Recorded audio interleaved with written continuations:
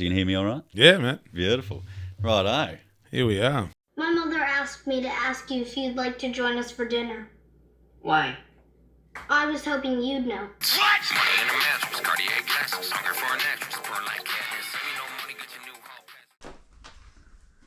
I might be a bit awkward at the start. You're all right, man. Don't stress. And then if you, fucking... What's that like? That's good, bro. It's all right. Yeah, man. Maybe shuffle that way, like This way? Yeah, like your whole fucking caboose. Yeah, that's what you got. Sweet. A few times too, I'll probably go. That's all right. Right. This is the first one. I got a new laptop, and I got a new program to record it as well. So the old laptop, I just got comfortable with recording and everything. I come here and I fucking hit, and I'm into it. Yeah. Whereas now it's the first one. I was driving over it. I'm like, fuck, I'm just gonna be in the back of my mind, worried it's not gonna work. But Nah, should be you'll be right. right, bro. But you can hear me all right and stuff. Yeah. Nice and Sweet. clear. It's good. All right. Righto. Thanks for everyone for tuning back in again. Thank you to the ones on Patreon. Thank you to everyone, but we like the ones on Patreons most. They're the ones that keep the lights on, so to speak. Today's guest, we have Patey, Glenn Pate. How you going? I'm all right, mate. Yeah. This is one that I've been trying to organise for a bit, or that we've been trying to organise for a bit, but it's proven difficult because you got some pretty hectic health issues. Yeah. And you've got, your whole story is very interesting in itself. You own a pretty substantial, one of the bigger tattoo studios. Yeah. Which is, I got a tattoo there many years ago. By Andrew. Yeah. And you've had some crazy hectic health issues, which was the big one, which I don't know. I felt drawn. I just wanted to try and capture your story a bit, sort of thing. Yeah. Yeah. Cool. So, which is why, which is what led to this. So, I suppose to start with, man, what's the? Do you want to tell us about your ticker, about what's? Yep. Yeah. Yeah. Definitely, mate.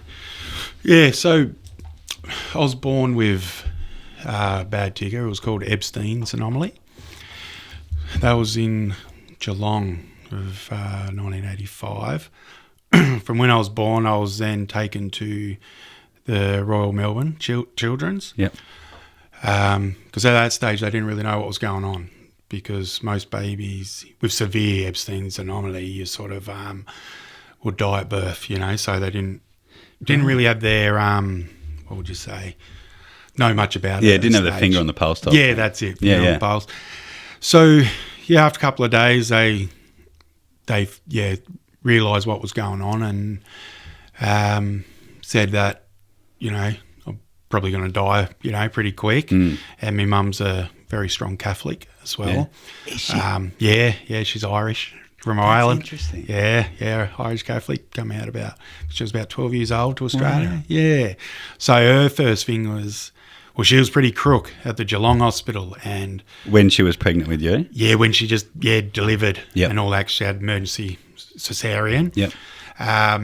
So she hadn't seen me for probably 24 hours because she wasn't well. But then Dad, actually, we had a van because we didn't have much money, back then. And then Dad put a mattress in the back of a van to take her up to the Royal Children's. Yeah, because she organised a priest to come in to baptise me Catholic. Yeah, wow. So, being in that belief, it was very important for her to have that done. But and I just sort of kept living. It's easy Which as is it good. sounds. It's good, mate. But fuck, it's I don't remember much of that stage. But I can imagine. But You've had we're not trying to jump forward too far, but you've had is it three transplants now? 3 open heart surgeries. Yeah. So you've still got that's your original ticker. Yeah, the original ticker, the poor Just had bastard, he's still going. 3 tune-ups. 3 big tune-ups. Yeah. So when I was young, the only time I really clued on, I was probably 6 or so years old. And, and then I started getting SVT. So my heart just out of the blue would start racing up to a couple hundred beats a minute, you know. Did you know that that's what it was at that time? Or were you just like this? I feel weird. Yeah, I felt off, Yeah. you know, and I knew I started cluing on something. Was, you know, doctor visits and, you know, Yeah. going to, because we moved to Tassie. I was probably 3 years old, 2 or 3. So we'd always have to fly back to Melbourne and checkups, that sort of stuff. And then once I sort of, I don't know, it was very normalised in my family, you know, how it was. Then, I started having SVTs, and they needed to get that under control because that could cause a lot of issues. Yeah. So they started doing an ablation, it's called. It's very common these days and simple. I started having them at 9 years old. I ended up having about 12 all up. And what's ablation that? is they take a catheter up through your groins and your arteries in your chest. I've heard they fucking hurt. Yeah, well, sort of back then it was it sucked in a way because so they'd go up and burn the extra pathway that I had and try and get it right, but it was always asleep, a bit obviously. difficult. Yeah, I was asleep, and but you used to have to lay flat for around 12 hours back then, not bending your legs up because you bleed out. Where these days they cork them, and an hour you're right. So I was pretty young, obviously, trying to, you know, do the right thing, keep still. But then, I remember after each one, oh fuck, I reckon it's worked because they wouldn't know until, you know, if you had another episode, SVT episode, and I was probably having them once every 1 or 2, you know, a couple of weeks, which was a lot in a way. But and then, you know, within the first week, it kept fucking coming back, and oh shit. So I ended up being 13 when they finally got it. So they said they needed to get under control until, and then maybe we could look at something else, which was going to be the open heart. Yeah. But around that 12-year, 13-year-old, it was happening very regularly, you know, like a couple of times a week. And they used to have to put, you know, they'd give you a drug to try and revert the heart back. And the drug, it was called adenosine. And it was like, your whole body in turn was like on fire, man. It felt like you're just fucking dying, you know. Did you... Pretty heavy. Like, being that young, because it was something that sort of was like you were somewhat familiar with feeling off, like your heart and stuff. Yeah. Was there that worry in you that you're like, fuck, I'm going to die? Like, did you, or was it somewhat normalised? Like, it got normalised. Yeah. Yeah. First, I was around 8 years old when I first heard from the doctor that I was probably going to have a couple of years left because I was 8. What did that like? What do you think? Like, what did I'll try and if I go back to it, we're at the Children's Hospital, and it sort of worked out weird. Like, I don't know, I wasn't meant to hear it basically. Yeah. And my mum and dad was in the doctor's room having a meeting, and I was out in the kids area they had with my cousin, like kicking a little soft footy, I think. Got late, and I'm like, fuck this, I'm going to see what, you know, mum and dad are doing. Yeah. And I was in there, and I think I was laying on mum's lap because I was young and tired, and then the doctor was talking about, you know, I was 8 and basically to probably go home and enjoy the time because, and I remember hearing that you know, don't feel like you'll make the double digits, so do what you can. And I was thinking, what the fuck is going on? You know, what's this about? Is it that serious? I think that was the point now thinking about it, that I realised it was something serious. Then I was like, fuck, it's actually a big deal. And mum was crying, you know, and trying to hide it.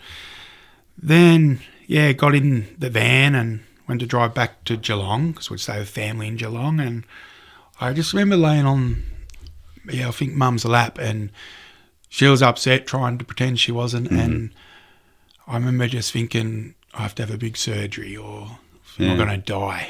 Did you have a concept a concept of death? Because like my youngest, he's 5. Yep. And he's like, he hasn't done it for a while, but it wasn't that long ago. He was making comments about like, I can't remember exactly what they were, but referencing thing like, you know, about dying, but then that's not final type of thing. Yep. Did you have an idea that death was final at that age, or was it? I knew There was something else. I think I had to. So we don't have a big family. You know, both my grandparents passed away when my parents were quite young, so I never had them. But Mum would speak to me a bit about heaven and stuff. You know, being Catholic. Yeah. And she remembers, or maybe it was 8 or 9 years old, that if I go to heaven, Yeah. I won't know anyone. I'll be, who will be my mum? Basically, I said, who will be my mum? You know, because I'll feel fucking scared. I'll be alone in that way.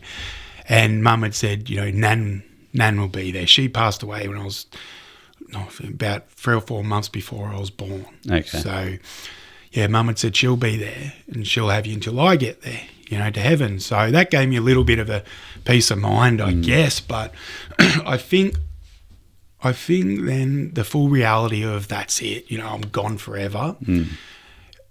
I don't think I've ever been really deep into of that. I've always had the belief of, you know, I do have loved ones over there and there is that heaven and all that. So that you believe, that's waiting for yourself type of thing? Yeah, I grew up, you know, believing the traditional way there's a heaven and a God and and we're all there.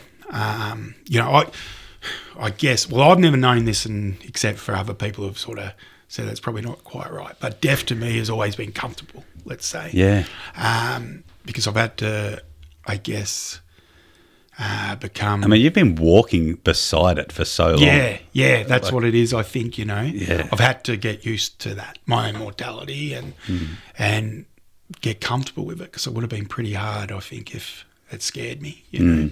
So when I'd lose, say I've lost quite a few loved ones and, you know, my in-laws and all that, yeah, it breaks my heart, you know, leaving them, but I take it bad, but always to me it's that, oh, well, they're there anyway, I'll see them again. So I've always got that strong belief. As I've got older, if there's a God per se, I don't know, you know, it's you know, and when you're young you think of clouds and heaven, you know, all that sort of stuff. I think it's more, I guess probably learning a bit, you know, just that our spirits and energy is there, you know, and I believe if, you know, if I pass away or when I pass away, my loved ones will be there. Like I strongly do believe that. And I've researched a lot of it, you know. Yeah. Like especially when I was going in through my last sort of surgeries, just near-death experiences, that sort of... There's some crazy stories, man. There is, you know. Like from people that have either died and come back or come like real close to dying and whatnot. Some of the things, and like a lot of them very similar to, like there's all big similarities in them and you're just thinking, like you know. Yep. And you know the ones that are a bit bullshit in a way, because if they're Christian-based, I feel, all right, that's been fucking drummed in your head, like since a young age, and that's, you know, because some of them get pretty tense with it, right? And they have this experience and they see Jesus and, you know, all that stuff. That, you know, that probably is true, not saying it's not true, and that just sort of goes to my brain a bit. Well, it's what you believe is what you'll experience, if you know what I mean. Because that's their concept of it, that's probably what they'll experience and die. But there's a really one that I like to hang on to a bit, and he was a surgeon, neurosurgeon, atheist, you know, all science-based. And I think he got a brain tumour or something like that, and he dropped one day and blood clot maybe, I don't know. And then he had a full, like, near-death experience, and I think he was dead for almost 20-odd minutes. Yeah, it was pretty full on, and then... and he come back and he went full complete 180 and believed. It wasn't the cliche though of seeing God and this and that, just the experience of a overwhelming feeling and peace and, you know, and seeing a loved one, that sort of stuff, you know, stuff that he completely fucking would argue against, you know, like there's nothing science-based, that sort of stuff. So he's a real interesting guy, you know. So a few of those stories, it helps I think. But you're still going to have that, oh, fuck, is there? Especially at the moment, because I'm quite close to end of life, if I don't get this transplant. So it's a bit like, fuck, hope there is, Yeah, that's what. So skipping ahead a bit. So so about 8. So you started to realise that something was pretty seriously up. Yes, and you needed a surgery and stuff. So then, when did you have your first when they hack you open for the first time, so to speak? Yep, cut me open. See, I was 13 or 14. The doctor started speaking that. Because in Ebstein's, it's a tricuspid valve, which is a valve inside the right side of your heart. So it's quite difficult to fucking get to. It's pretty much. And there was no surgeon in Australia, anyone sort of doing that on younger people. So the plan has always been try to get me as far as I can in age, then do something. Is that because you got a better chance of survival? I think so. Yeah, there's that. And I think a lot of it as well, I'm going to pass away anyway, so if I don't survive the surgery, the longer you've had, the better. Yeah, for sure. So they were talking pretty serious when I was 15, 16 that I needed this open heart surgery, tricuspid valve repair. There was a guy in France that was doing it, a surgeon. He had performed a couple on a few younger patients. And I remember, I think Mum and Dad was there even thinking, fuck, do we try and go that route? France, whatever. But at this stage, I was maybe 15. I was racing motocross and grass tracks. Oh, yeah? Yeah, bro. Yeah, I had 3 older brothers, bro. Like, my thing was when I'd have, say, tachycardia and all that, it was always quick, go in, get fucking fixed, come home. Didn't happen, always, all my surgeries, always. And I lived completely normal fucking life, BMX, I like racing grass track for a good few years and motos. Yeah. Started hitting ramps, that sort of shit, And then Mum got a call from my professor in the Royal Children's saying that the surgeon, Dr. Brizard, his name was, is moving to Royal Children's to Australia, the one who could perform this surgery in France, and he wanted to see me straight away. Yeah. So organised, I was just on 16 and went and seen him. And again, I felt fit because, I was racing motocross. That took it out of me a lot because I was 15. That's hard, man. Oh, so fucking hard. 2 races that day. I think they were 15, 16-minute motos. And I didn't do real well in those because my fitness wouldn't hold. Yeah. But grass tracks, I started getting very competitive and, podium and that sort of stuff. But he'd said it pretty clearly that you need this within 12 months. Yeah, wow. Pretty fucked. On paper I look real bad. Yeah. He's you're very here straight. just hauling ass on the dirt. Yeah, can I get back, on this fucking bike? Yeah. So it was like, fuck, all right. That was, when I had that surgery, that was probably my biggest slap in the face of reality in a way. Yeah. Because we didn't know any difference, but I was in hospital for a good 11, 12 nights after this first surgery, and I was quite unstable for a while. And were you awake, conscious? Yeah. Once, I see you for the first night, then they put you down in the drop-down ward, and you got some pain relief, but you're conscious the whole time. And it's like, did you, going into that, your first one? Yeah. Were you so I remember I had a fair few broken shit and ripped ligaments out, and I had pretty serious surgery on my teeth. I had to get teeth removed before I got braces when I was younger and stuff. So I got put under a fair few times. And even, I think I might have been 15 or 16. So pretty old. Yeah. I remember Mum still coming in with me and me being fucking terrified. And this is getting teeth removed, nothing serious. Yeah. Were you worried knowing that knowing that you were getting cut down the middle? Yeah. Yeah, definitely. Yeah, I don't think, no matter how, used to it, you're still going to have that fear. I think it was more the difference of controlling it, let's say. Controlling your emotions. Controlling those emotions. And my biggest thing, I never ever wanted me mum and dad to worry, And what, at 14? Yeah, and younger, through the ablations and all that.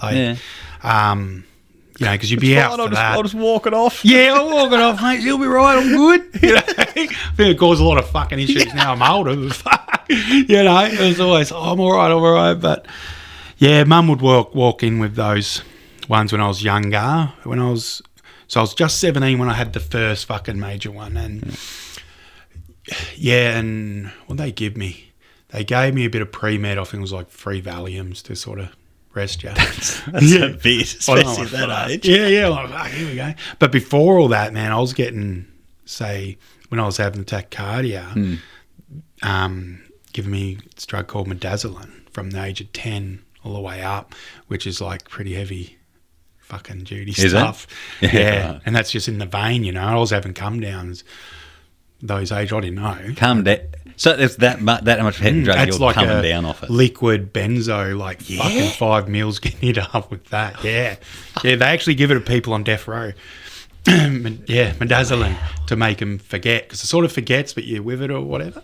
Yeah, so the Valium, they helped a little bit, but I think I was already a bit immune to stuff, you know. You would be. Yeah, everyone would go, oh, fuck, give me some more of that, you know. Stick it in my neck. Yeah, exactly. Yeah. So, you know, that was a bit, fuck. Do you remember waking up from the first one? Like, I mean, you would have been after having all that shit through your system, and you've just been cut in half, essentially. Yeah. Like, you would have been groggy, but do you remember? I feel like if it was me, I'd imagine like waking up and just being like, "Fuck, I survived!" Like, I woke up. Yeah. Did you have that sort of? Yeah, you do. So with these procedures, so you're intubated with the tube down the throat, but that doesn't come out for a while. Because so you're awake, they wake you up. Fucking hell. Yeah, you go, fuck. And the first thing is that relief. Oh, I've woken up, you know, because it goes quick. Fuck, I've woken up, I survived. And then you realise you can't talk or do anything because you got this tube in your throat. So it gets a bit distressing, you know, like fuck. But no, I do. I remember all of them from waking up. And the first one, there was mum and dad next to me, just telling me it all went well, it's all good and rah. Sweet. And then it was like I could relax then, you know, because I was like, oh, sick, I'm over it, you know, I fucking got it done, this is sick. And the fuck bit about that one was, I was about 11 days in the hospital and I thought I was doing all right. Then I was able to go out to the hotel just across the road close. Went down to my family in Geelong, seeing them for a day, just trying to kill time because you had to give it a bit of time to fly home. Yeah. And I remember Dad as well saying to my uncle and all that, fucking just relieved, we're on this side, it's done. Yeah, it's fucking all good, you know. One that's out of the way, you know.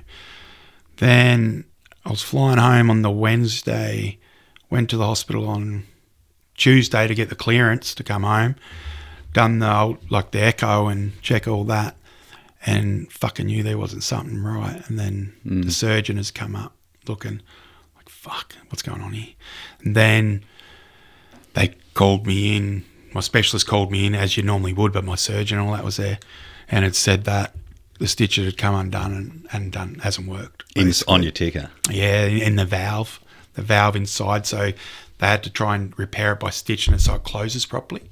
Because the issue with Ebstein's, one, the valve's located lower, but it doesn't close right. Right. So my right side of my heart is super enlarged because of the pressure of the blood. So instead of like a normal heart block, let it through block, mine will go and then constantly going, leaking. So, and I'm like, fuck, what does that mean? You know, he goes, we're back at square one, I need to do it again. All that for nothing. All that for nothing. I was like, fuck, I'm what? And I said, well, when are you thinking? And he said, Thursday. Yeah? Yeah. Oh, dude. I was like, fucking what?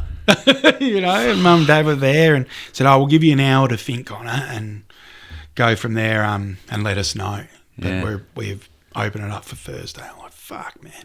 And I was still pretty unwell. Look, it was, now looking back, I didn't know at the time, but it was a bad recovery. I was really fucking unwell. And my thing was, I didn't want to let Mum and Dad down because I didn't want to have it. I'm like, I don't fucking want this. You know, I can't be fucked. I'm fucking worn out, mate. You know, my best mate's birthday, 18th birthday was coming up. Mine was. So I ended up saying, I said to Mum and Dad, like, do you care if I fucking don't have it? I don't feel well enough, you know. And they said, fucking, of course, mate. You know, you do what you want to do, you know. And I said, well, I don't know how to tell them because I didn't want. It's weird because you feel like, I don't want to be pissed off at me, you know. But I think Mum and Dad ended up saying to him that, look, He doesn't want to. He's not confident. He wants to heal properly and look at it again. And they're fine with that, and they said, but we'd want to get it done within 6 months. Yeah. Yep, cool. So go home, heal up, and yeah, it was it's pretty trippy because I was still riding my dirt bikes, and at that stage I started hitting the ramps and trying to get into freestyle. What did your parents think about all this? They were always for it. Yeah? No cotton wool. Just fucking go for it. That's awesome, but it's so far from like what you'd imagine. Like I imagine being a parent, like if my young bloke was like that, I'd like to think I'd be like your parents, but realistically I'd just be like, fucking get out of here, like yeah. Used to stress them out, that's for sure, but they're always like, well, fuck, you got to live normal. Yeah. And that's what's probably got me to here. For sure. I was never cotton wooled, all that sort of stuff. And I remember saying, and this is legit, to my doctor at the time, when could I jump the bikes again, and get on the bikes? And they've always been against it. You shouldn't be riding and racing and all this shit. They said, well, you've had your sternum, they'll take 3 to 6 months to be fully healed and all this other shit. So what, they crack your sternum? Yeah, they got to cut that all open and rip you apart. So it's fucking painful, man. Like it's a lot of pain for a good few months. A lot of pain, Yeah. And fucking young, 17, and we had this ramp set up at Dromedary, and I think I was 5 weeks out of it. And me and my mate went out. I said, I'll take mine just to squirt around a little bit, And he was jumping the ramp, and then something, I just went, fuck this, So I lined up, and I just and I was like going at it, and I just thought, fuck this, and I got too committed, and I just hit the cunt, and I come out, lucky I landed nice, and then it just fucking, felt so fucked, busted, but didn't bust, but, sore, but I fucking was so happy. I was like, fuck yeah, rah, rah. Yeah. Then backed the bike up and whatever else, and then I remember I was super sore, but I was pumped because I didn't know if I was able to fucking ride that again. Doctors and all that, and none of that shit, because they probably I'm fucking doing that. I'm not doing your surgery again, mate. But I don't know. I've always just fucking it blocks it out. I fucking always go and get it done.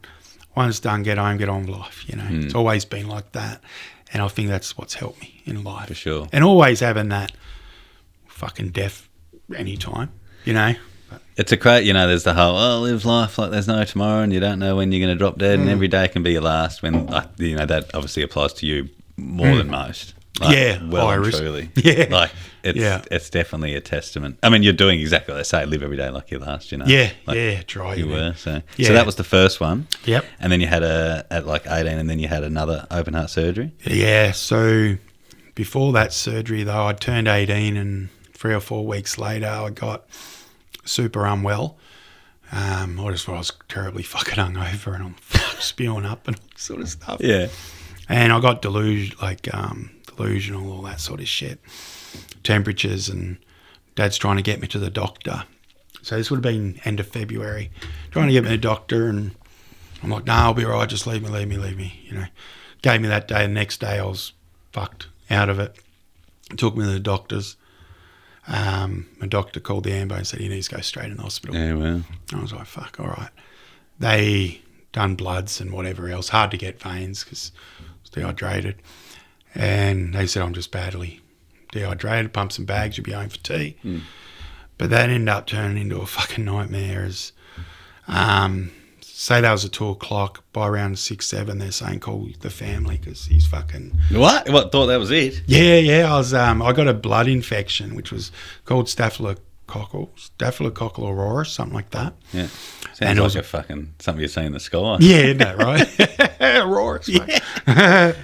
Yeah, and then fucking that was probably my closest touch of death. That was. And because it was a blood infection. Oh, that was your closest touch of death on paper, or that you felt? I felt. Yeah, that I felt. I had a few weird experiences for all that shit. That was crazy. Yeah? Yeah, and that, so it was weird because they were telling us at the start, dehydrated, be home for tea. Yeah. So my brother and Dad come in. Yep, cool, go home, you're right. Mum didn't have to rush from work, it was just me and Dad. Mum got in, and then the nurse come in, who I sort of knew quite well. She was all panicky and upset and saying to my dad, there's something really wrong. And I'm thinking, Like, I'm fucked and crook or whatever, but I'm feeling I'm all right. Yeah, You know, I'm all it's not right. that bad. It's not that bad. Yeah. Where's my bike? Yeah. And then fucking the doctors were coming in and it got hectic. I remember getting pretty full on. I'm thinking, why is everyone fucking wigging out, you know, stressing out? And then this doctor, he was pretty blunt. And I said, am I real bad? Am I sick? He goes, he was an Asian bloke, and he's like, yeah, you're pretty unwell. I said, am I going to die? Like that. And he goes, oh, there's a good chance you're going to die. And I was just like, fucking what? Like, you know? I jumped it once. Yeah. Like I jumped a dirt bike once. Fuck yeah, I just did it once, I swear. Yeah, and then fucking, so that got full on, man. And then that nurse come back in and trying to get bloods because all my veins had collapsed. Yeah. So she kept trying to do it, and I said to her, name was Rosie. I'll never got to see her again. But I said, am I going to die, Rosie? Am I all right? And she had like watery eyes, you know, and she's like, oh, I'll come and see you in the morning. I promise I'm off tomorrow. I'll come see you in the morning. I'm like, fuck, all right. Then heaps of doctors come in, and then I was in kidney and liver failure, and my heart was failing as well. So I was quite fucking gone. And they wheeled me out to take me out to ICU, and I remember seeing mum with a doctor, and she was fucking crying, angry. Like, what do you fucking mean? Like, you know, he's gone through all this. What the fuck's going on? Because they didn't exactly know what I had at that stage. They just knew all my organs are failing. I've got some virus, blood infection. I'm fucked. And yeah, got in ICU, and there was 3 doctor nurses there, and they had to drive big fucking like cannulas, tubes up through my groin, in my guts. And I think I've said about this before, but you know, it was a bit of an eye opener because I was pretty fucked, you know, crook. And the female doctor who was putting these fucking big needles and cannulas up through the groin, because they had to get tubes up to near the heart and start pumping with antibiotics. And I realised what she's doing, she was learning, because there was 2 other senior doctors next to her. Yeah, I always say about it, and I don't care, I don't hold nothing, but it is what it is. And she kept fucking it up. I'm like, oh, I can't, because it must have been up in the groin. Yeah. Couldn't they find someone that's not on death's doorstep to like learn this off? Yeah, I know, right? But that was their thing. I swear, like, and I was, you know, I don't take fucking, I'm hard to offend, you know what I mean? Yeah. And I swear on this, the doctor had said to her, because she was wigging out, you know, she kept fucking it up because it's obviously going through the artery and hitting and all this. I'm just confident. Yeah, I'm like, I go, fuck me, mate. Yeah, and he goes to her, clear as day, he goes, oh, you don't stress, he won't be here in the morning. Bullshit. I swear, yeah. And I was just like, what, cunt? Like, you know, to me head, fucking what's going on, you know? And so they end up getting it.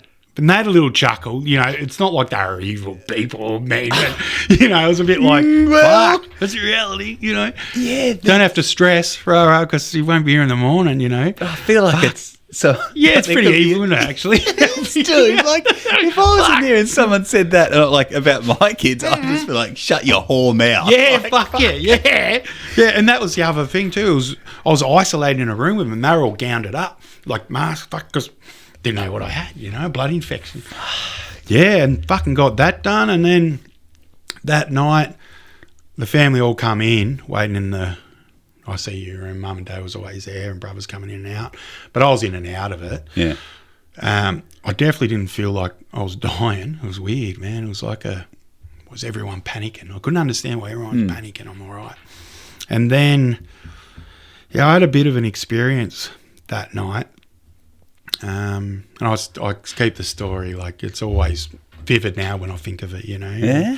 Yeah, and I wasn't asleep or anything. I was just fucking laying back, and I sort of had my eyes closed. So I imagined this girl, right? She was standing in front of me, and she was back onto me, but she had like fake fairy wings on. It was strange, fake fairy wings on, and like this wand. And in front of us, like a real old prickle bush, like, you know, fucking, I'm just looking at her, like, not taking anything in.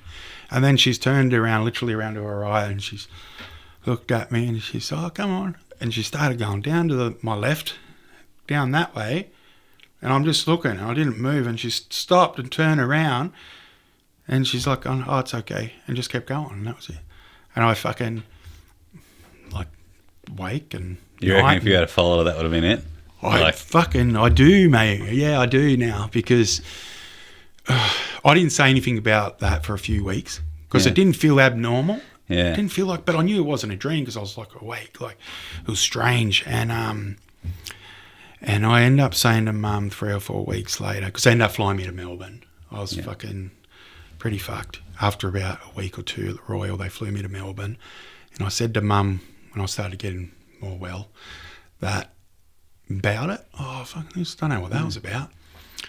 My dad isn't really into spiritual, that sort of stuff. He's old school, you know. And I don't know. Some would argue that like spirituality is the oldest school. Yeah, well, true. But anyway, it doesn't. You know, Mum's real Catholic, all that sort of stuff, and Dad's fucking whatever. Yeah, it is what it is. Mum said, "Tell Dad about that." Tell your dad. Why? So that night, I was in ICU. The first night, he fell asleep on the waiting couch, like waiting area on the couch. And he fell over and bumped his head, split his head open. And a girl said to him, he'll be all right. He'll be all right, get up. And Dad doesn't talk shit, you know. And, and then I think Dad didn't really say much to Mum for a little bit. After a few days, I was getting stable, and then Dad ended up saying, I had a weird dream, you know. He was asleep, that this happened. And I didn't get told none of that. Yeah. And then, I said that, and Mum sort of fucking blew out. Like, what the fuck's that about, you know? So I don't know if that was... I think there's something in that or what, you know? I think there's got to be, like... Yeah. It was weird, and Dad only said about it once. He didn't go in full detail about saying it. Mum sort of said it for him. He's going, was it Wayne? Or, he's like... Yeah, I told her. Yeah. I didn't want to go on about it. It's not banging on about it. Yeah, banging on. Oh, fuck, I feel so before you went to... So when you woke up, so when they're like reaming you and they're like, don't worry, you won't be here in the morning. Yeah. When you were there in the morning, did you see him again? Nah. Oh, dude. Fucking wish. I probably did, but they were masked up, so I don't know. I'd be tracking it. Fucking eat it. Hope they're watching now. I'm still here. I'm still in pain. Fucking, what is that, 20 odd years later, you're still in pain, you know? Yeah. Because they do that as well under no sedation or that. I was full awake to all that. Oh. Like, fuck, I probably didn't want to waste the sedation on me. Fuck, he's right. But yeah, so... That took about 8 weeks to recover from that. I was in hospital around 6-7 weeks for that. And then they said, right, we need to go in and have your surgery again. So what ended up happening, I got an infection from the first surgery. So it was like stuck to the heart or something and fucking bred. And then it hit me those many months later. So went in, same deal. I wonder if you had had that surgery... Like, hey, you had the second one straight away. Yeah. I wonder if that could have knocked you on the head. Because then you would have been recovering from even more recent surgery, and you've got this super buzz. That probably could have knocked you, man. Yeah, I felt that. Yeah, I felt like I literally, I said that to Mum. If I have it, I don't think I'll wake up from it because I'm fucked. That's interesting. Yeah, it is like a bit of a knowing. Strange, man, strange.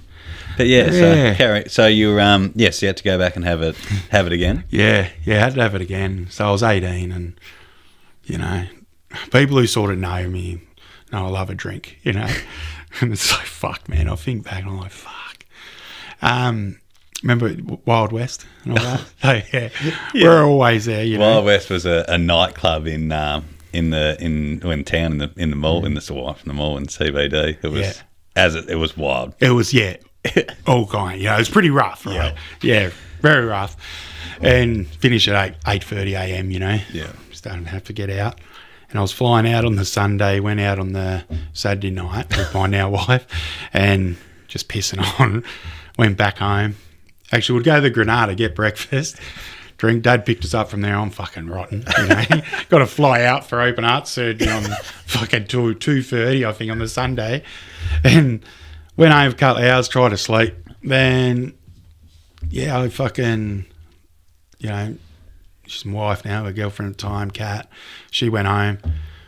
Dad took her home, actually, and said, you know, he's probably going to be a bit serious, you know, this sort of stuff. And So I'd known her since I was 13. We're very close, you know, and we just started seeing each other now. So flew over there, and surgery was scheduled for the Wednesday. So, you know, I was fucking probably still hungover. No, went out for tea the night before, and I thought I'll have one beer. You know, I was always like, fuck, may as well, you know, I'll have one beer, won't it? Yeah. And I had a beer, and I had a spaghetti bolognese, and, you know, fucking, what was it? Tina's box. La Poqueta. Yeah. La Poqueta. So I used to go there all the time, good feed, you know. Yeah. And, yeah, went there next morning, because you stay at your hotel the night before. You don't stay in the hospital. So you get up 5 a.m., get to the hospital by 5:36, prep you all up, off you go. Did all that. They did give me some midazolam then to try and chill me out a bit, because I was still under the children's hospital then, even though I was 18. Yeah. But he was the only doctor who was doing it. They did give me midazolam, but down the nose. I was like, fuck, here we go. Yeah, burnt, bro, but it was good, you know. And then had the surgery. I woke up feeling fucking pretty good, really. I was like, it's all right. But it's all dark, you know. I feel like it's all black, and didn't know where I was and whatever else. And mum and dad would tell me.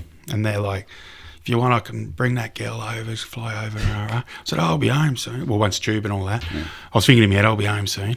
And the next day, I'm like, no, I reckon I'll get home soon. But I was out of hospital on the 6th day, I think, with that one. Yeah. So my recovery was so good.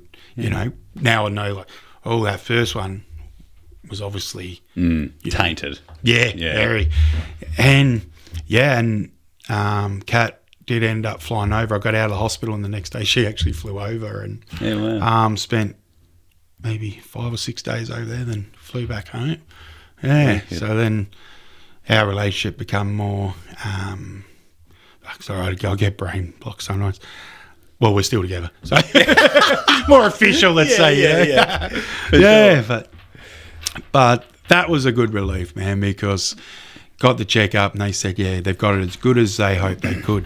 So I was like, oh, sweet. Was it the same doctor as the first one? Yeah. Just had a better day that day. Better day, mate. Yeah, better day. Must have fucking not had an extra coffee or something to shake your hands, you know. You can't even fathom, like, you know, I was teaching one of my kids to tell my youngest one again to tie his shoes the other day. Yeah. Which I do. I mean, not that I really tie shoes much anymore. I've got slip-ons and Crocs. But had to do it, and then had to like verbalise and like thinking about doing it. I was getting all confused. Yeah. And then you got people out there that are like sewing up your ticker. Yeah, I know, right? Like, what am I doing with my life? Yeah. Can't tie the shoelaces, but they're battling away. Yeah, yep. And that's like their life, man. Like they've got no actual life. That's what their life is, to save people, because they're there all the time on call. Flat out, you know. Yeah. Crazy amount of like to have that like on you. Yeah. But that's the thing, I suppose. Like, I was saying, that doctor was, oh, don't worry, you won't be here in the morning. You'd have to be that way somewhat. Like, I'd be shit at that. I'd take everything home, you know. Yeah, I couldn't. You know, when me growing up in the hospitals where all children, you see a lot of bad shit, you know. A couple of young ones that I knew had passed away in the hospital. And all did you make any good, like, you made any, like, did you make any friends there that you, like, still talk to now that you've got, like, a special bond because you're both real cool, like you've seen movies and shit? Nah. I didn't want to. No. They had heart kids, right? Yeah. But I didn't want to ever be a part of it. Because my thing was like, keep it under wraps, you know, like, fuck, get there and get it done. But there was a young fella actually after my first surgery wanted to come and talk to me, because he was about my age, the same, and he was going in for his surgery the next day and he was really scared and whatever. So he come and chat with me and I said, yeah, it's easy, bro.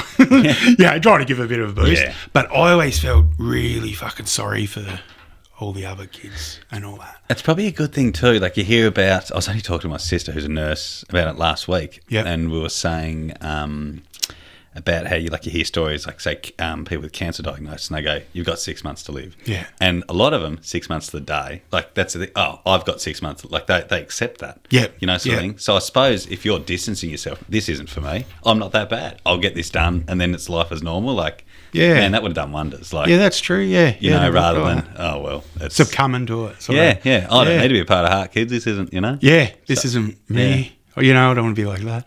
But I always, exactly like that, threw it off. Oh, you know, Oh, the poor bugger. And I only learnt probably 5 years ago. I see this lady, got me in meditation, whatever else. And she goes, but you was a sick kid too. You was in there. I was like, yeah, but, you know, they were this and that. And I couldn't ever validate myself as that. Like, I'd get really uncomfortable.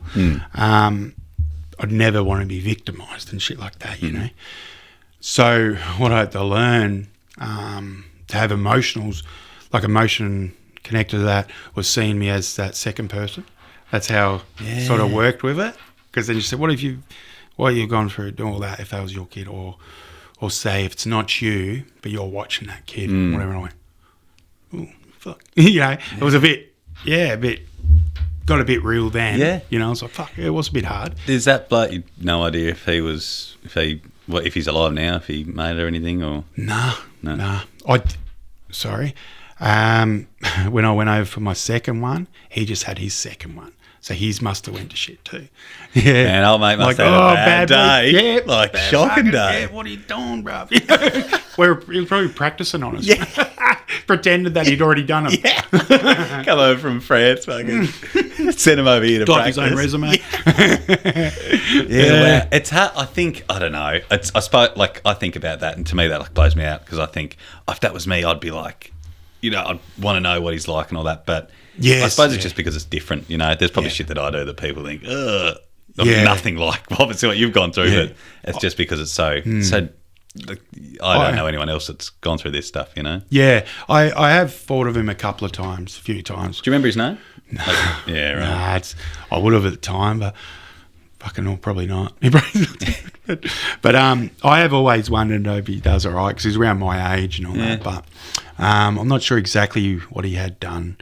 I don't think it was really invasive. Like he's, you know, what he had was pretty common maybe. Yep. So hopefully it was just like that one off and he does all right. So, yeah. Okay. And so now you're up for a transplant, is that right? Yeah.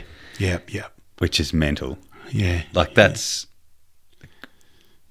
there's just so much in that. Like, who decides who gets the heart? Is there a person? Like, obviously, you've got to meet criteria and whatnot. Yeah. You know, I'm assuming blood type would be a pretty straightforward one. Yes, yep. But then other stuff. Is there, like, do you know the process? Is there one person that goes, you get to live, like, you get to... Or how does it... Because you're obviously not the only person waiting for a heart. No, that's right. There's a lot. A lot of it, there is a lot... We only know a bit of it, and there is a lot more deeper stuff behind it. It's not as simple as we sort of thought. Because I had another open heart surgery when I was 29. That was my last one, and that was to replace a valve. But at the same time, they'd done a procedure they call it the Glen shunt, funny enough, where they had to redirect my fucking arteries for pressure and all this other crap. I think I read about that, and you're only number 8.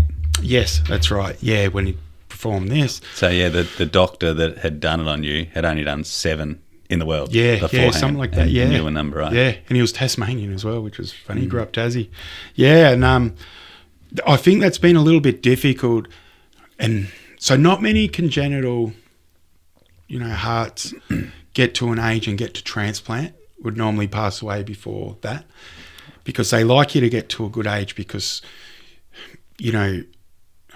some people can get 20, 25 years out of it, but it's only like 2%, where your normal life range is around 10 to 15 years after a transplant.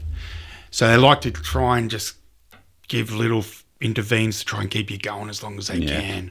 But so now they're discovering, getting a lot more congenital hearts through now for transplant. So what they're figuring out is a lot different because our whole anatomy is different inside, the sizes are different, the other organs have been adjusted to the output and all this sort of stuff. And the symptoms that I get, they know some of them it's related, but it's also a lot of new stuff they didn't know, because I get a lot of chronic nausea and what's the word? Spewing up, that sort of stuff. I've seen the videos you put up, man. Some of it, like, credit to you for sharing them. Like, that, took me a bit for that, yeah. For sure, like, you literally just sitting hunched over, just like not spewing, but like dry reach but attack sort of feeling. Yeah, I've never seen anything like it. Like that's when I first saw that, I was like, "Fuck that!" Yeah, it gets pretty fucked, because you sort of, it's coming on. It's normally early as well. Just like get it down. Then once it starts, you can't control. It's like, boom. And it's apparently the build up, blood getting trapped in between the liver and the heart, and a lot of pressure. And because I've got the Glen shunt, it causes all this pressure build up. So your body naturally will react to.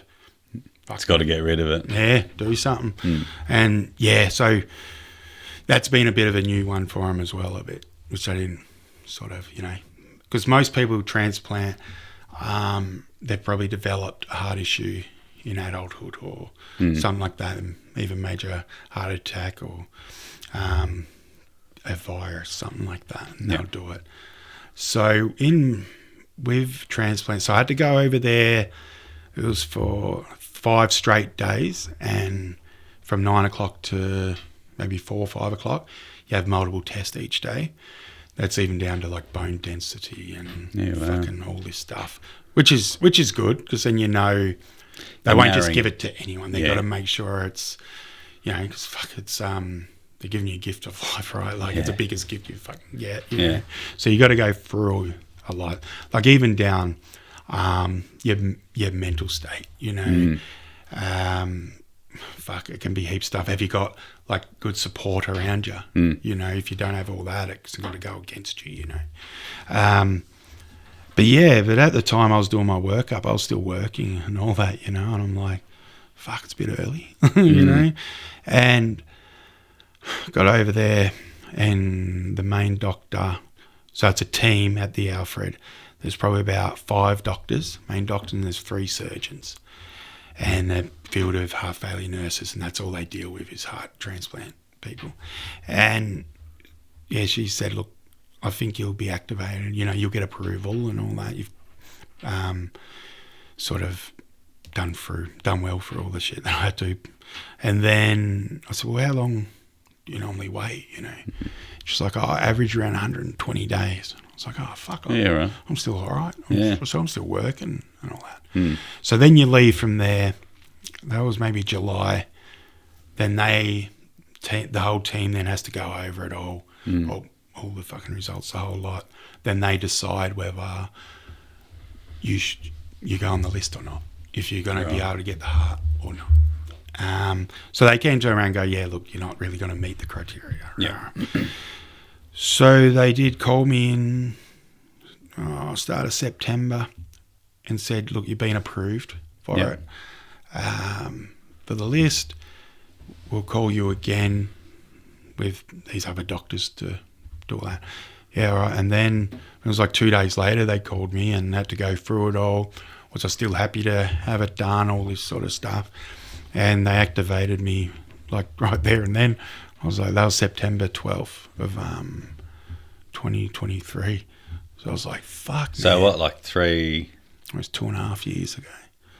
Right. So I'm way over the fucking average time. Is that? Do you know why that is? Size. Size is a big one. Which I was like, because my heart's so enlarged, it's like my right side of the heart now is fucking not even really working anymore. So the left's doing it. The size has to be, I need quite a big heart because there's space in there as well. But like I said, average, how one doctor explained it, which was good, she just basically said most average people need 5 litres of blood pumping through their body a minute or something. Where with me, I need 7 litres. So I need more and the other organs and all that have. Well, they'd be used to it, wouldn't they? Yeah. Which I didn't even think any of that. Yeah. Like they've obviously put all that into their. Because they go over every little bit of detail and go, this is how much these organs need and fucking whatever else. So there's that, the blood type, antibodies as well, because I've had previous surgeries. Depends where your antibodies are or something like that. The matching them as good as possible, because the closer the match you get, the better chance of recovery you got and longer you can live, and also coming off your say a lot of your medications, like your like immune They drop your immune system. I've got the fucking word in my head. Which they want to try and get that as low as possible. Yeah. Because that, when you're having that for so long, you know, then you're more prone to cancers and everything like that. Kidneys start fucking up, all that. For sure. So that's why they're really picky and want it as good as possible. But they have said, you know, it's been a real struggle trying to get me a heart. How long's a heart good for? So, like, I imagine, I mean, it's got to be people that die in, like, not normal, so like you can't just get old and die and then there's a heart. It's like if someone had like a car accident or something like that and died before their time, essentially. Yeah. And then I suppose one, they've got to be an organ donor. Yeah. And then I suppose there'd be people, that's something you don't think of, that that would instantly diagnosing this stuff, going, these lungs, this heart, you know, could be suitable to all these people. Yeah. And how long have do you know how long they've got before? Yeah. So heart's very difficult. I think it's like 2% out of organ donations, the heart's viable, because it's got to be in a setting. So it normally has to be a head injury where, you know, stroke, blood clot, whatever, but you've got to constantly have oxygen going to the heart because your heart dies super quick. It's like your first organ to die. So I'd normally got to be in the hospital setting. They're on life support, you know, brain dead and that sort of stuff. And there's just no chance, obviously, hope for them. If the person has opted they want to be an organ donate their organs, but the family has to agree as well in our country. Even after they're... Wow, I didn't know that. Yeah, yeah. So the family could still turn around and go, no, you know. Why is that? Don't know. It's strange, right? If they've opted for it, and then the family can still deny it, you know, which, you know, I and that's what I say. I'd never like push it. I don't like to push or anything like that because it'd be fucking hard to decide that, you know. Yeah, but they shouldn't have to. If you've decided, then that's not up to anyone else. Yeah. Like it's if it's the person, whatever they, you know, my thing is, whatever the person's wishes is, it should be fulfilled no matter what. Well, it's like you hear with bloody wills and stuff. You know, people, I lived in, then I'm contesting the will. Yeah, that's what they fucking wanted. You know? Yeah, I know you can. Like, I couldn't live with myself with that shit. You know, you do anything to make sure their wishes are covered. You know, like fucking done. It's the least you can do for them. You know, that's so strange. It is. So all of that basically then they've got to be an organ. Everything's got to match. They've got to be an organ donor. The family's got to sign off on it as well. Yep. And then they'll check the organs. I think they already check them before they'll then put it to the family. Yeah, and there'd be something going on in the background. Like, well, if this happens, then... Yeah, that's right. You know, and they'll probably say, look, we have a person on the wait list who's desperately... Yeah, I'll try and... I don't want to say it, sell it to them a bit. Yeah, I guess. Yeah, smooth it with them. But, yeah, so then... I just lost my brain. Sorry, my train of thought. Right, as long as you haven't lost your heart. No, not yet, mate. Not yet. But yeah, then... So that'll happen. Oh, that's right. So the heart, though, they're extremely picky. Like if they get they might think it's all good to go. The harvest team goes out and gets all the organs and fly it to where it needs to be. Now, the harvest team or their doctors would normally look at it. What a title. Yeah, I know, right? Yeah. And they'll look at it and go, yeah, we're happy with this. It looks like a good, healthy heart. Yeah. They could then fly it to the hospital and the patient will also be getting flown to the hospital as an emergency flight. And they're called a dry run. Like you can get in there, get prep, ready to go. The doctors there go, nah, this heart, a little question mark over that heart, they won't do it. Yeah? Yeah, so people, it's not uncommon for people to have a dry run. So they get over there, prepped. Some have already been out to it. I said, fuck, have they cut them open? We go, nah, not yet. Because it doesn't matter why you know, whatever they're going in for, as soon as that sternum's cut, your recovery is the same as everyone else, you know, because you're fucking bad. And then... Yeah, so if there's any little bit of a corroded artery, they most likely won't do it. Waking up and, sorry. Yeah, man. You're fucking, fuck, I feel great. Yeah. You're drugged up, no tube, fuck, you know. Oh, shit. But, you know, it is a lot more, I guess, difficult to get a heart than people probably realise. So it's been, they said 120 days to start with. It's now been 2.5 years. You got no idea? Like they haven't, well, I mean, you wouldn't. Nah, it's hard. Is it, oh man, I can't even imagine. I've lost hope a lot. Like, a lot of times I'm like, I'm fucking done, I'm over it. And do you know, have they given you, I mean, like, so to be, the stuff that I've seen and the stuff that I've seen you write online, that was I was like, I got to get this done soon, because I was like, I feel like you're getting close to death. Like, I don't want to say that. No, I was like, I feel like you're getting close to death, man. Like, do you know, have they, like, you look great now. Yeah, I had a shave and stuff. but like, do you know, like, if it's like another 6 months or 12 months? Like, well, if it was another 6 months, I wouldn't make it. I don't believe. So you got 6 months to get a heart. Yeah, I reckon. Yeah.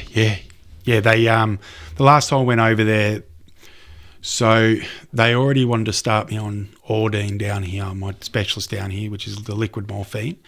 So that's what when that's like end of life. Yeah, end of life, because my breathing gets really heavy and bad. So that helps. It tricks the brain to make you feel like you're breathing properly, and gives you a bit of fucking life about you, I guess.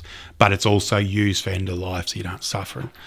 That would be, I imagine, the first, again, like I was saying before, mentally, it's like once you've done that, it's the first, you've ticked that first box. Yeah, yeah, that's right, yeah. And when I went to hospital there a couple of weeks ago, they gave me that. He said, we'll start you on this, send you home with the Ordine and whatever. I'm like, yeah, cool, whatever. Because at that stage, I don't give a fuck, you're just like, I want to feel all right, Yeah. But, then Melbourne wouldn't agree with it. He said, no, because we want to go, hopefully, get the heart, and we don't want, I don't know why, but, what's it called? Like too used to the opioid, your tolerance, too much high tolerance. But, they have used it before to bridge someone to transplant. Like, so have it in the meantime and hopefully your heart comes up. But, they just don't want to go on that. You see, again, like, I've no experience, but you do, like, from the outside looking in, from my 1 hour and 1 minute of knowledge on this topic that we've been talking about, you seem like good, dude. Like, you don't seem like someone that needs that sort of stuff. Yeah, I know. Like, and that's the thing with heart failure. Like, sort of the last week I've been pretty unwell, like rough, not getting out of bed. Yeah. But that's also because what happens, you can have days where you just blow it with fluid, a lot of fluid, and that's what fucks you. So the last few days I've been drying right out, which is basically only just having enough liquid. I've treated myself to a Coke tonight, but just enough extra Lasix that I have to chuck in there. Then once, you sort of piss out a lot of your fluid, you can have a good few days. And fuck it, it's all right, I'm going all right, and then tomorrow I could be fucked for a few days or a week. So with heart failure, which I find it's hard to see in someone with heart failure, unless it's like really end of days, like a week or so. Yeah, I suppose as you were saying before, when they were like, "This is it," you were like, "What are you talking about?" Like when you were younger, Yeah, that's right. I said while you were talking about that, this is what you posted on Facebook not that long ago, saying, "Yesterday was a strange day. Lately, I've had no desire to get out of bed. What's the point? I also get confused between laziness, depression, and exhaustion. I feel it's exhaustion. My body feels so tired and strange. The smallest thing feels like such a chore. Yesterday, I was having the strange feeling. It was like excitement/butterflies, but lasting for an hour, and I didn't know what it was about. But I had this strange imagination that I was going to another place away from here, and I felt excited, and then to see Kat again after a very long time, to show her this place. I know this sounds super strange, but I feel so disconnected from everyone in this world of late. I don't know if that has something to do with it or what." Yeah. When I read that, the first thing that comes to my mind is that it's the writings of someone that's like about to die. Yeah. Is that, yeah. Yeah, it was really strange. So when did I hope you don't mind me reading it out. No, not at all. Not at all. Yeah. I like to throw a lot of stuff out there, but in my head, it's like I'm It's like I'm just writing it out of my head as I go, but I'm not really thinking of people reading it, if you know what I mean. And it's great when... Which is a good way to be, man, because it's raw and it's what you feel, not worried about, I've got to word it this way. I don't fuck what... people think... I think if you can be real and true in it, it can make people think differently, or if someone's fucking not well themselves... and feel more, I don't know, maybe all right with it or whatnot. It's something to look back at too. Or, you know, if I do die in the next couple of days, well, then it's like, fuck, was there something in that? You know what I mean? Just little things like that. But yeah, it was strange. 'Cause when did I go to Melbourne? What's today? Friday. So I got back last Friday from Melbourne. Yeah. Because you went on the Wednesday, I think, because we were going to try to do this last Monday or something. I think yeah, that's right. And I was crook. Yeah, all last week. That's right. So I was pretty worn out over the weekend. Monday, Tuesday, Wednesday, I was in bed all day, just fucked. And it was strange, man. I don't know, I was just like laying in bed, and I do get confused because I'm like, is it laziness? Is it depression? Is it my body's just fucked, you know? And I've gone through a lot of mental health and depression, all that myself. Imagine, so I'm man, like, it's a lot. Yeah, and it's like, I don't feel like it's that. And my body just feels fucking washed out all the time, like fatigued all the time. And I was having these weird feelings, man. I was just going through TikTok, whatever. And I was having like an excitement feeling. I haven't been excited for anything for a long, long time. I'm medicated to not get too excited, you know what I mean? Bipolar and shit. And I don't know what it was. It was like butterflies in the belly and this excitement of fucking, I don't know, being at this whole different place. I think it comes down to I'm feeling so disconnected from this world at the moment. You know, like I'm very... I suppose because, I mean, you're very close to the next, whatever it is, you know? Yeah. So, yeah. Yeah. And it was like this thing in my head, I don't know, like pass on because I've got a lot of loved ones over there. So, you know, be with them. And then it was almost like an excitement thing of, you know, Kat's old, hopefully she'll be very old. And I'll see her that day and it's like re-meeting again, or I don't know, it was fucking weird. I hadn't had it before, you know. I was like, what's this about? Better write it down in case I drop. It's good that you are though, man, for sure. Yeah. Like, it's, and then something else that I saw that you wrote down, it said that you've been told that you're here for a purpose before. Who told you that? Oh, or is that... that's been ever since I was really young. Okay, yeah. Right. Mum always says it. And like you feel like you are? I mean, you've not really. Definitely defied. Like you've defied. Like you should have died a few times. A lot of fucking times, man. I was like, you know, even in a bad way, like a fucking cockroach. You know, I just don't fucking die under the circumstances. And I've like fucking abused myself a lot with alcohols and, you know, pills, not illicit drugs. You know, and still going, you know, but yeah, I don't know, I was being told that since I was young, and my mum's very been strong on that, you know, and she's like, you know, I believe you're here for a purpose, and my auntie was very religious, used to say that, and I said, what fucking purpose? You know, what is there? What am I going to do or heal, you know, but I don't know, maybe it's little things as well. That's the thing, man. I think like a lot of time when people look for this, like some huge event, like, you know, they think you're going to split the atom or fucking cure cancer or something. When you might like stop the person from getting run over that does that or something, you know. Yeah, that's right. You just that's don't right. know. You don't know what it is, right? Yeah. Do you exactly. Do you feel cheated at all? Like with the hand that you've been dealt? Like, do you ever just like get like, why the fuck? Like this is so. Do you feel like that at all? Nah, I never have. I could understand, you know, say people in the same situation feel like that, you know, fucking angry or dealt a fucked hand, you know, and feel shit. But no, I never have, man. Like, I've never wanted to be self-pity ever or victimised or fucking poor me ever, you know. I don't think anyone, dude, I can't imagine anyone would hear your story and think, oh, poor, like this. Yeah. I'm the opposite for me, man. Like the, you know, jumping your fucking dirt bike and all that stuff. Yeah. Like hearing this, you know, you're getting more life out of life than you know, most people. Yeah. And that's the thing, like how you were saying, what I read out, the thing that you wrote about how you're not sure if it's laziness or tiredness. I don't think, honestly, I don't think laziness should be in your vocabulary. I I don't know. think there'd be no one on earth that would accuse you for being lazy. Yeah, isn't it fucked though? Like, But in I know your the own mind. head. I not like, so when I came out of rehab, this is so far from what you've gone through, but I was we were talking about it before we started this, but I was very gentle and cautious of myself. Like, I don't want to push myself too hard. I'd nap a lot and all this stuff. And I only spoke about it like on a couple of episodes ago. I'm at the point now. I'm like, well, I've rested. Like, I need to get moving. I feel like I've gone easy on myself, sort of thing. Yep. I don't think, man, like, if you said you feel like you've got 6 months to go, I don't think anyone could accuse you of being lazy, dude. Yeah. And especially the stuff you're going through. Yeah, I know it's crazy, isn't it? Like, even now, I'll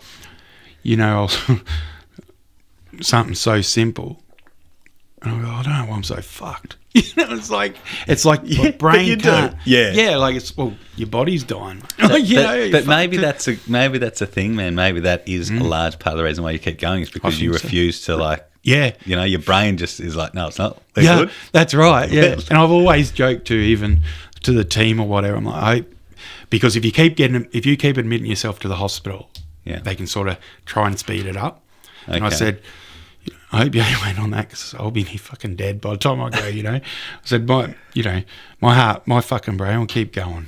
After, heart will stop 3 days and my brain will keep going and I'll be like, oh shit, drop because my brain doesn't fucking, it's always going. Yeah. Wears me out. What do you, what do your kids think about it all? Like, are they as accepting of it as you, sort of thing? Or is it? Yeah. Well, that's a good question. We've always been very open with them. I remember my last surgery, I think my son Angus, he was maybe 7 or so, and he was crying to, his mum, was I going to die, and this sort of stuff. I was like, fuck. So I had to have a talk with him because Kat didn't know really what to say. But I couldn't say, no, mate, no. I just sort of explained it lightly for him.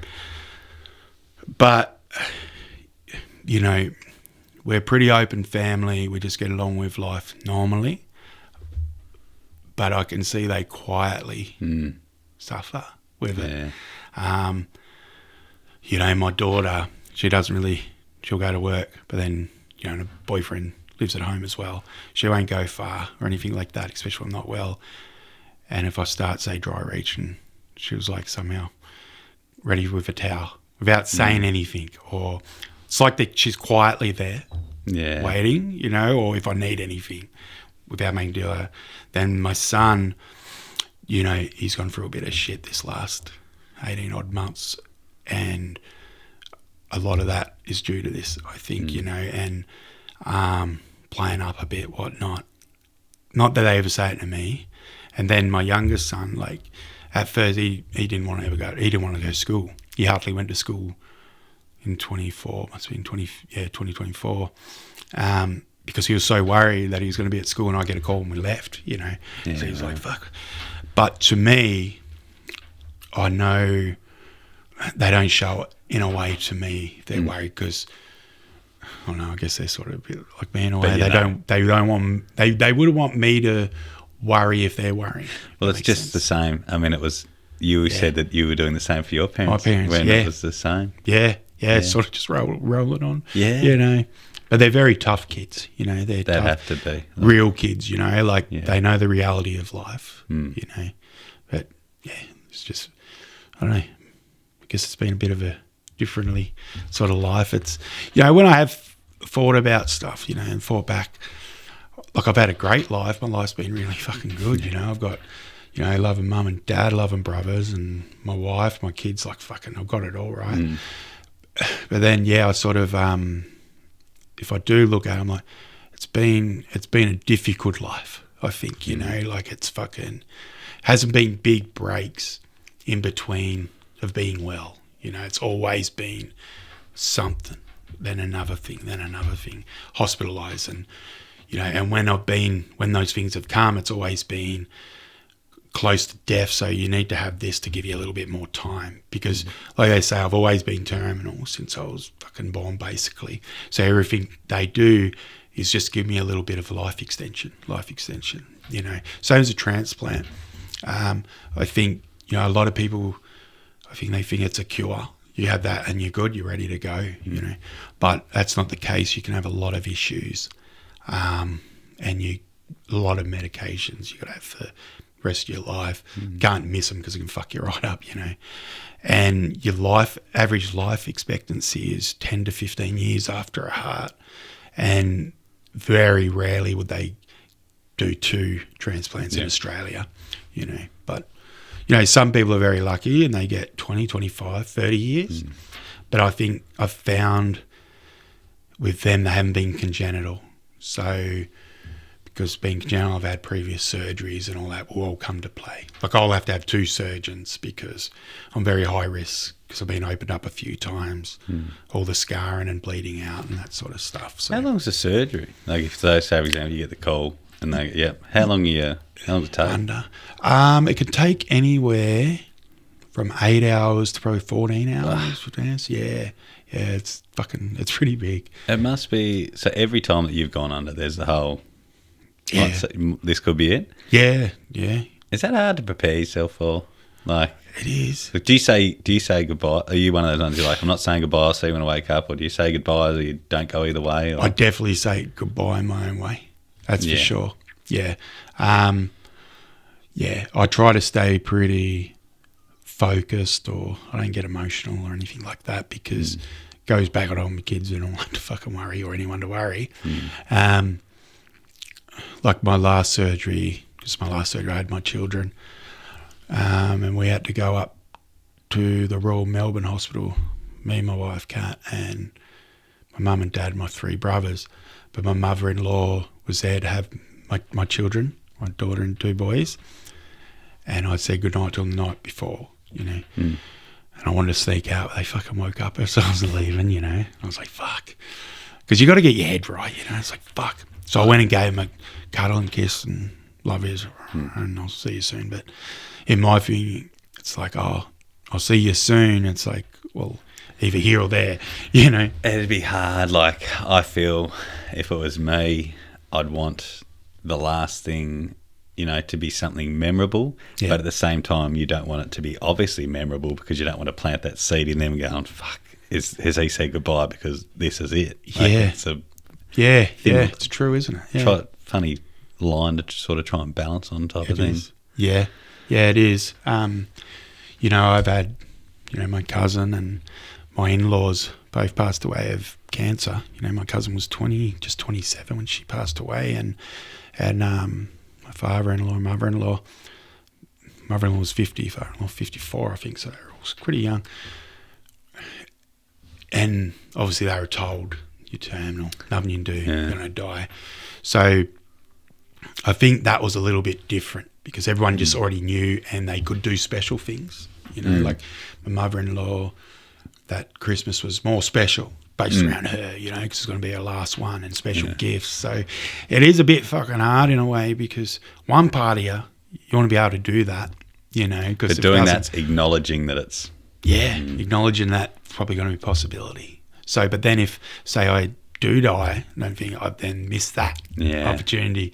So it's a balance, man. Fucking hard, yeah, it's hard, you know. I feel like from the small part that I've seen of your life, I feel like you've got the right balance. I think, I mean, I don't see, you know, your home life and stuff, but what I've seen and what we've spoke about, I think I'd like to think that I'd be somewhat close to how you are, man. It's like it's a crazy situation to be in. Yeah. Unbelievable. Just trying to keep things normal as possible, I think, is key, you know. And so your tattoo studio as well, that'd help you, because you're a tattoo artist. Yeah, and you've got your studio. That's the other, like, I feel, I mean, that's going to be something that you can leave behind it, your legacy somewhat as well. Yeah. Because that's, you're not tattooing at all anymore? Nah, not for the last 2 years. I fucking couldn't, had to get out of it. but that's probably my main thing I miss, Yeah, But, really? Yeah, I fucking miss tattooing, bro. So much I won't even go on Instagram anymore because I follow all the tattooists. But Yeah. but yeah, I'd like to think that that'd be a fucking good legacy, Pretty big shot. Yeah, it is. I hope it keeps going if, I don't make it through. And I have joked with them, my station, get a nice fucking big photo of me. Some nice fucking velvet ropes, and they can light a candle every morning. That'd be cool, keep man. it light and fucking whatever else, Yeah. But I will actually, expect that. So they know. Yeah. Otherwise, they're going to burn this place to the fucking ground. Yeah, that's right. But no, they're all great. We've got a great team, man, and fucking cover everything. And they've been all supportive and doing their work and getting it going. And I'm just keeping the doors open and the bills, all that. So they've all got it there, and that's one thing that I look forward to probably the most, because I miss that fucking environment, because we've got a pretty out there, personality. And I mean, I think all bit of a tattooers crazy are shop. pretty out there to some degree. Yeah, for so sure. you miss a lot of that Yeah. banner and music and just fucking enjoying it, Yeah. Well, I suppose it's a far cry from what things are now. Like you say, a couple of days where you can't get out of bed. Yeah. From going to such a pumped up Yeah. workplace, to that, it's...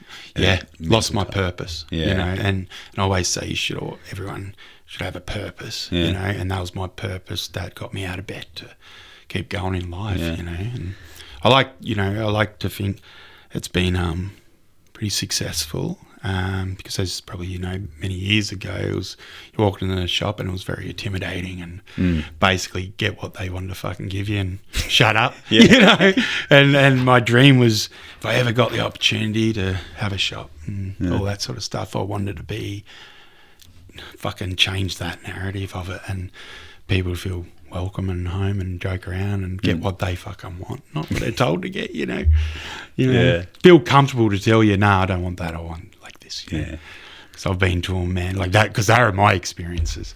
Walk in and go, oh, can I change that? Oh, fucking oh, sorry, mate. Sorry, I'll give you some money for fucking being treated like shit. I'll get you on the next one. So let's say you get your heart transplant, everything goes sweet, and then after that you have some, you start living even more, which would be an incredible feat because what you're doing already is amazing. But if you could tattoo one thing on one person, who would it be? Oh, fuck. Fuck, that's cool. But I don't it'd be on my son because he's just turned 18. Have you haven't tattooed him before?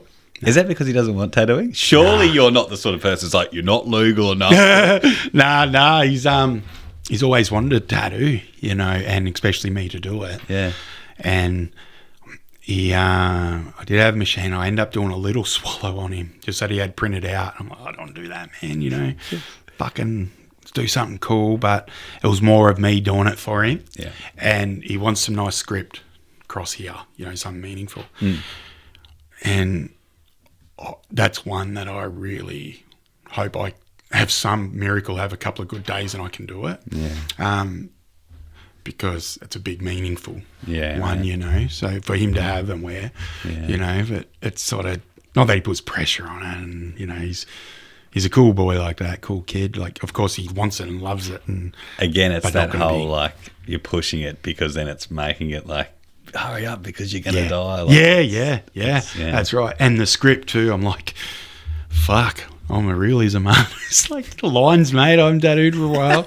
Be fucking messy. He's like, oh, I don't care. Yeah, we'll be like, fuck. You're there all shaky. Then I've got to see it and feel fucking bad. Because I don't have perfect, I don't care. Some of the stuff you have done over the years, man, it's fucking phenomenal. No, like, thanks, mate. I could never do it. I mean, I'm a shit drawer, so no one would ever want me to do it. But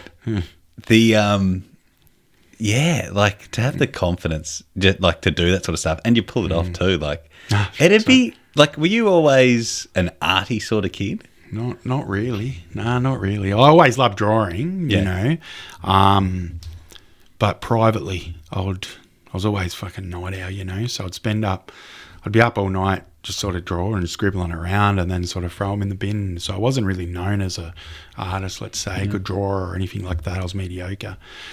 But I loved fucking tattoos ever since I was a little kid, seeing my dad get done, and it just fascinated me. But I also love realism, portraits and stuff like that. And yeah, I couldn't get an apprenticeship anywhere down here because there's only 2 shops and just wasn't going to work. And then we were going to move, but then, you know, my wife got pregnant and puts it all off. So I just ended up teaching myself how to tattoo. Did you? Yeah. Yeah, I just Who was the first person you managed to? Yeah. You managed to come here now. Yeah, come here, love. Yeah, no shit. Yeah, well, I was fucking. I brought an eBay kit. That's how it started, and they were only just come on there. It was like $400 fucking dollars for this shitty gun machine, and then little power supply and whatever that you'd buy $20 now. You know. Yeah. And I was like, you know, it took me like 2 months to save because we had fuck all. You know, it took me 2 months to put that together and get it. And I'm like, I'm not tattooing anyone until I fucking learn and all this. And then Kat's like, oh, just tattoo something. No, I can't fucking do that, you know. And I was wigging out. So I just do something small. So I drew like a little tribal thing, you know, real small.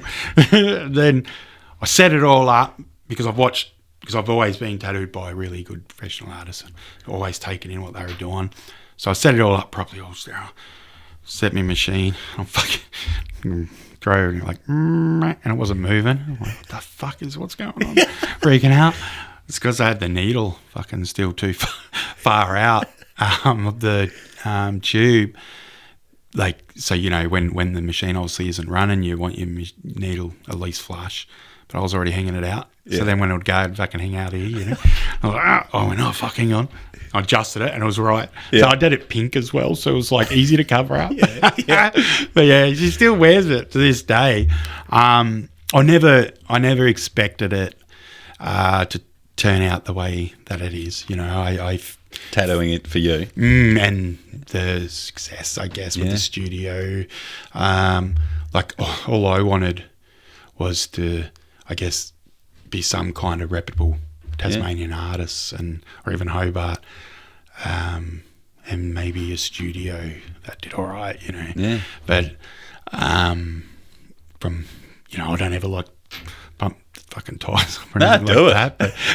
But you know, it's the asses you put in the seats too, you know, and everyone bouncing off each other, and it definitely got a lot bigger and like 15 years, I think it's been. It was sort of, I mean, I got a tattoo there by Andrew, as we said, but it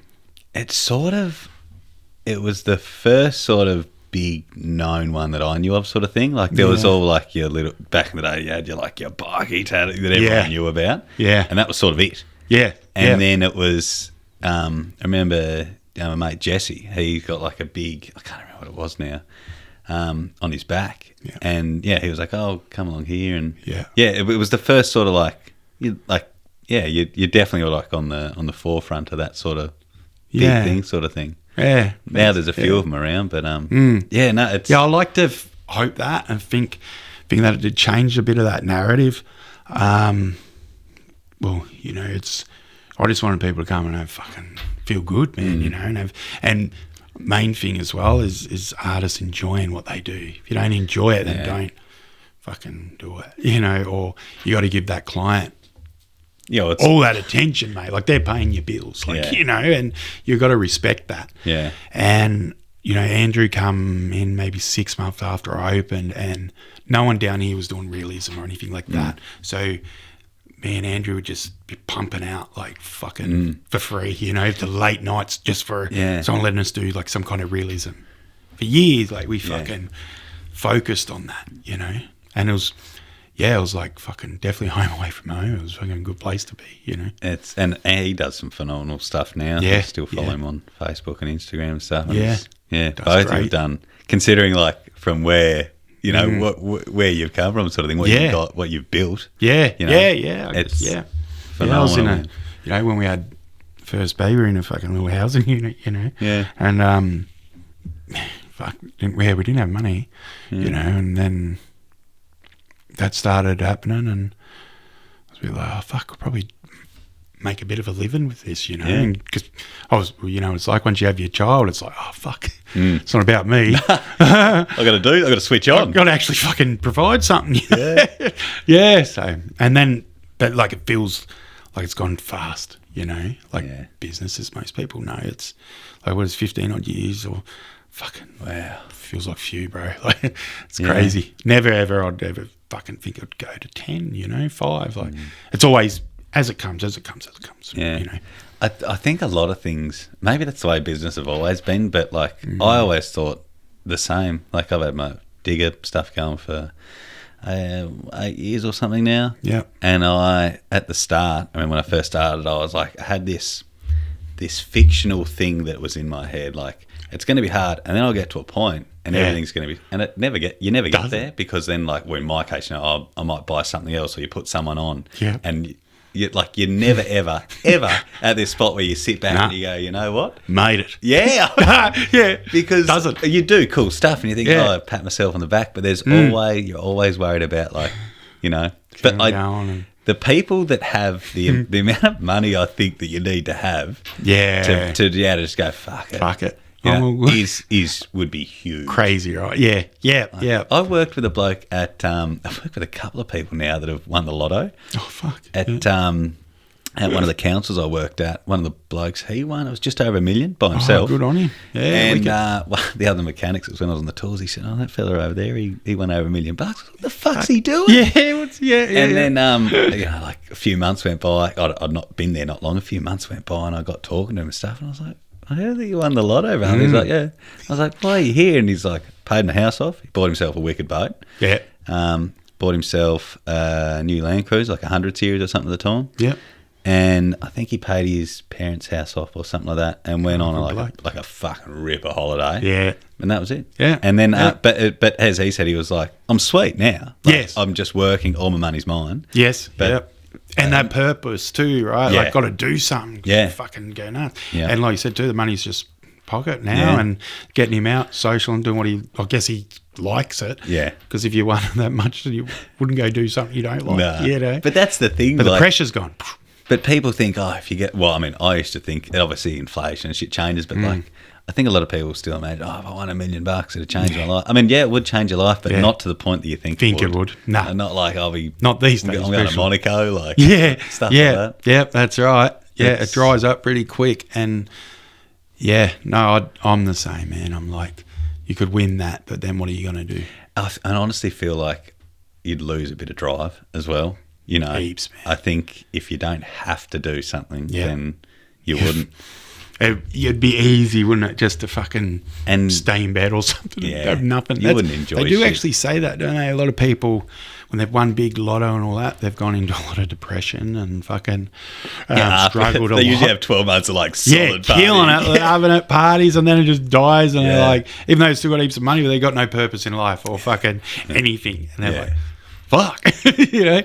Oh, well, I was happier when I had nothing. But it would be fucking beautiful to own your house and own all that, because then your pressure's off, you know. Yeah, but I feel like then you'd be going, all right, well, I'd like it to be another house, it'd be something. Yeah, it'd be something, wouldn't it? You're always chasing. I thought of that when I got sober. You know, it's only been a bit over 2 years now. Yeah. And I'll update my digger, and then I'll be sweet. But no, then I got another one, and then there's always something, you know. Yeah, it is. It's human nature, I think. Yeah, it is human nature, you know.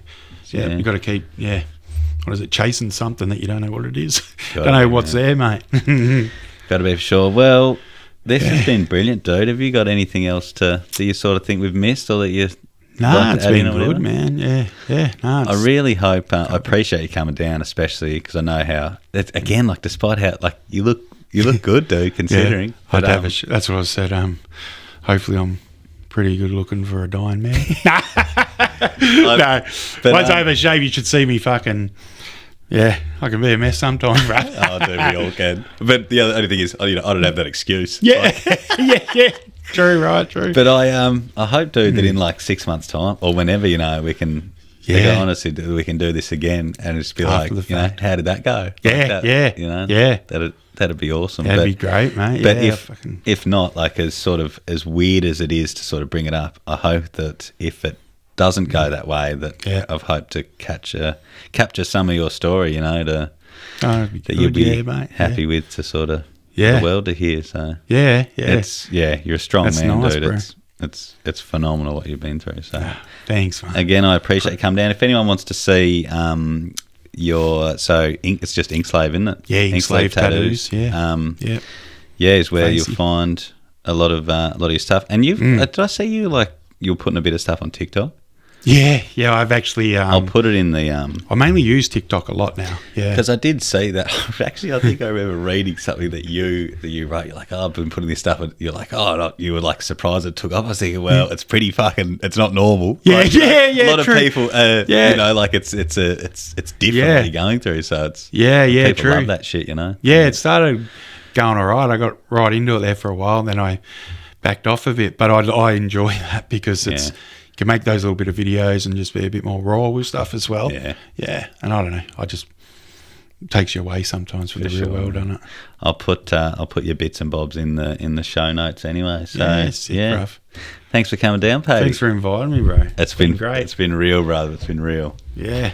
Cheers. Sweet. How'd that That was good. That was good. Ah, sweet, man. You talk really, really, really well. I was worried about that. Nah, everyone does. Yeah.